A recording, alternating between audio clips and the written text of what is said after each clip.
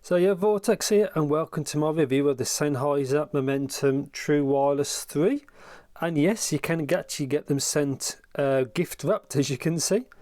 And yeah, as usual, full disclaimers, I'd like to thank Voon Audio for sending this to me. They are a Sennheiser distributor, and they plan to sell many other brands in the future.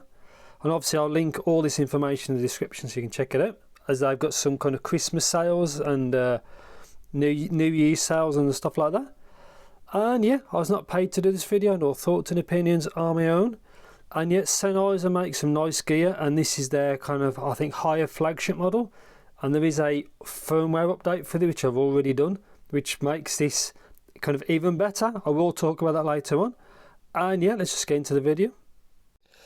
Like I said in the intro, you can actually get this gift wrapped. This is obviously the Momentum 3, and this CX Plus can be gift wrapped the same, which is kind of cool if you want to send it as a gift.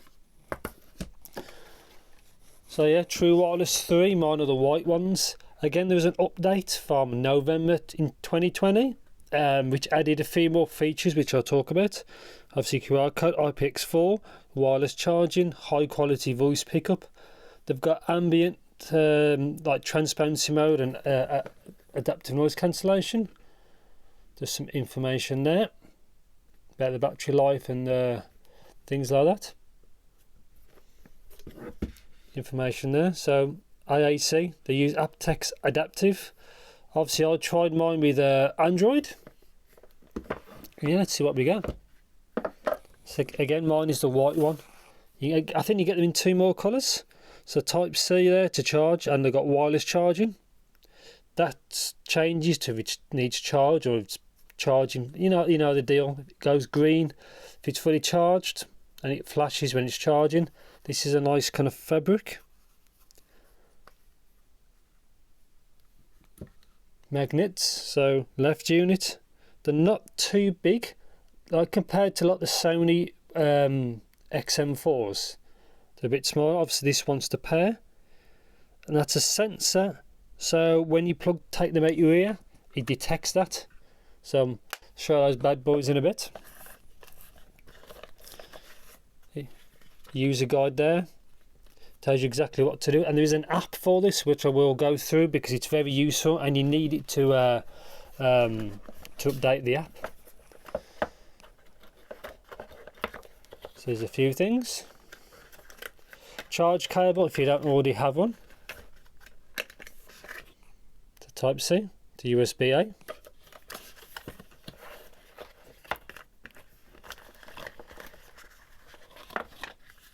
So tips, obviously quite a lot of paperwork. So these are kind of like, I wouldn't say the fins, but it's ones to keep it secure in your ear. So let's have a look. So yeah, there's different shapes to try out. And obviously tips, I think by default it comes as something like medium. So yeah. Extra small, small and large, obviously they just fell underneath. Just take an extra small out. So they do have that kind of guard in the middle. And yeah, so that's pretty much it. So in the next clip I'm going to show the app, which is very important. Same for the firmware update, I'll quickly talk about that. A microphone test and then on to the review. So this is just a run of the app. As you can see, mine are the white ones. Connected, connection management, as you can see, is my phone, the Xiaomi Redmi Note 10 Pro. EQ, if you want to change it, customize it. There's only, I think, the 3 bands, so maybe it needs a bit of work, but obviously you can click presets there. I've left mine as basically flat. Sound check to create presets easily, if you want to do that. I left mine as normal, as off. Transparency mode, you can change it with music or when the music's paused. And the strength, you can also do it, obviously press it on the actual earphone to change, so it works fine. Adaptive noise cancellation, again, all works fine. I've got it off at the moment. Touch controls you can change if you want to, which is a really good feature if you don't like the default. Again, mine is classed as just default, shall we say. At the top you can see the battery life of the unit, 100%, and the case is 90. Discover, just all different models that Sennheiser sell. Settings, firmware. I've done an update. Now this high resolution audio mode, you can see it is part of the update, so it gives you up to 24-bit 96 kHz, which is the same as LDAC as far as I'm aware. Smart pause is when you unplug them at your ears. It pauses music automatically. Auto accept call, auto power off, tone and voice prompts. So if you could change it to what you want.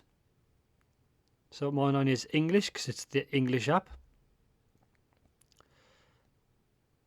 Model name, factory reset, and to completely wipe it. There's some tiles if you want to turn them on and off. Very straightforward, very simple app, and it's all there for what you need. Firmware update you can see there, and that's what the firmware update did. So Bluetooth multi-point connectivity, in my opinion, is probably the most important, because you connect to two devices at once. A couple of kind of bug fixes really. Transparency mode for single use can be quite useful, and I think the second best thing is probably the higher resolution, so the higher bit rate. And that's it. So yeah, in the next clip I'll do a microphone test, and then on to the review. This is just a quick microphone test of the Sennheiser Momentum True Wireless 3. I'm using them in stereo mode, and this is after the update. So yeah, this is what it sounds like. Yes, so welcome to my review section of the Sennheiser Momentum True Wireless 3. So it's the latest variant. And obviously mine has had the update done, which makes it a bit more useful, shall we say, a bit more competitive. Anyway, you just heard the microphone and I thought it sounds alright. I've heard a bit better, but on the whole it sounds fine, and there's 3 mics per ear. So yeah, let's talk about comfort. So let's get these bad boys out. Obviously mine are the white ones. They do come in black and graphite, I think. Now I think the fit is okay. Now I do think these are a better fit than the Sony XM4s, which cost a little bit more than this. Obviously that's kind of its kind of rival. I think these are a better fit. It might take a little bit of adjustment and obviously get the right tips, because they just come with 4 tips. I had to use a different tip to get a better fit on my left ear, but for that they work fine. Controls is all through touch controls. It seems to work fine. In the update there was a way so you don't accidentally press it when they're not in your ear, so it works fine. And yeah, it works fine. Controls is good. The fit is good. Could be a little bit more secure, just a touch, but it's not too bad. Again, better than the Sony kind of variant. Well, the competition. Case, as you can see, not very big. And it does support the wireless charging. And it does support fast charge, so 10 minutes gives you an hour, which is super useful in like short kind of, if you're in a bit of a rush. Yeah, so battery life of the unit is about 7 hours, and it's about, I think, 28 combined with the multiple charges, which is fine. It's better than what I've done recently, where with I think LDAC you get like 4.5 to 5, which is not great. But it's good that this is a bit better, so that's quite important. Yeah, so the app. So you saw the app just before this in a previous clip.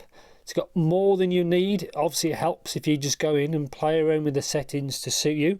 I did basic testing with the app to how I want, and like the settings is all more like neutral settings, and yeah, seems to work fine. So the app's more than enough, plus you don't have to log in to use it, which is very important. Yeah, so obviously Bluetooth 5.2, I think, AAC, SBC, aptX, and aptX Adaptive works flawlessly for what I could test with my phone. And I did use most of my testing with the aptX Adaptive, which is the highest bit rate, and obviously it is adaptive. Again, works fine. I kind of expected this, because companies like this normally have really good R&D when they make a product.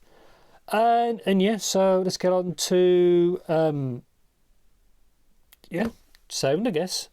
So I'll overlay the graph now so you can see what it looks like.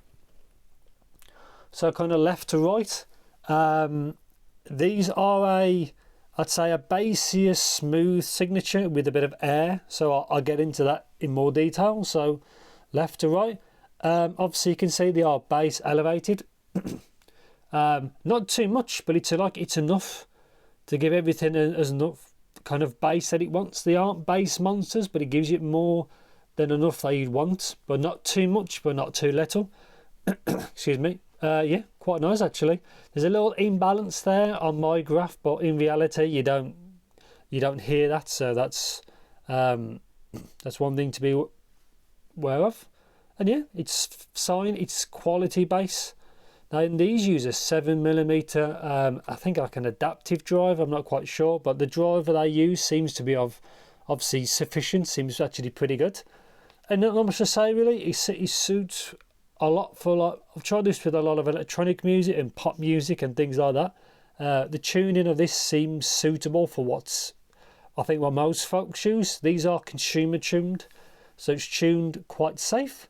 Mid-range, I found it a little coloured, as you can see, it does bleed from the bass. Not much, like it's not a massive amount, but it's enough to gives everything warmth. They're quite smooth, I found, with the representation. So I think some people might want more forward or cleaner mid-range, but I like what it's like. It's coloured, but it's not offensive or it's not shouty or nothing like that. I find it quite smooth, and it's quite clear really. I've heard cleaner, but on the whole, it was fine really. Again, these are not for audiophiles, these are for normal folks, so they don't need perfection. But I think it sounds fine. I was actually quite happy with it from what I tested. And I do like the mid-range towards the treble is smooth. That's the one thing. This kind of tuning to like chi-fi the tuning tends to be smoother from what I've seen. And yeah, treble. So this is a funny one, as you can see. So the gain is very smooth from the mid-range. I like that. These have no fatigue from what I could test. And those peaks further up, I've seen that before on other Sennheisers again. It helps give it air, so it sounds bigger. Yeah, not much to say really. Some people may want more treble. I like that it's smoother. Now, the word smooth may put people off, but I like the level what they've done. Again, if you want to, you can always EQ more in. But I do like that the treble is smoother with the air. It's kind of hard to explain because you don't really get many companies tune like what they are. And yeah, not too bad at all. Everything is clear. Instrument separation is I thought was very good. Again, people might want more. I like what they've done, but on the whole, it is a smooth kind of tuning with a bit of air to make it sound bigger, and that's it really. Like it seems to work fine really. So yeah, before I get finished, so active noise cancellation and ambient modes. Now I found that they although I thought the phone was very good, they got adaptive noise cancellation, so they adapt to wherever you are. I think it works fine, but I don't think it's as good as the Sony XM4s, the WF-1000 XM4s. I think they're probably a little bit better, but they're more expensive than this, and I found that they're not as comfortable as these. Plus they use like foam tips. Obviously these are like silicone tips, which obviously last a long time. But yeah, on the whole, these are not a bad set, as you can see. All the charging points. That there is a sensor, so if you take them out your ear, it will pause the music. You can turn that on or off if you don't really like stuff like that. And yeah, not a bad set. So conclusion, do I recommend these? Yes, these are an easy rec. Especially now, obviously I've linked Voon Audio. They are a bit cheaper than from what I can get them myself. They seem quite competitive. And especially with that new firmware update, which is multi-point connectivity, you get 7 hours worth of battery life, a smooth tuning, good connectivity, ambient modes, aptX adaptive, the transparency mode. I'm quite happy with what they've got. They're very featured, but make sure you do get the app to put the firmware on.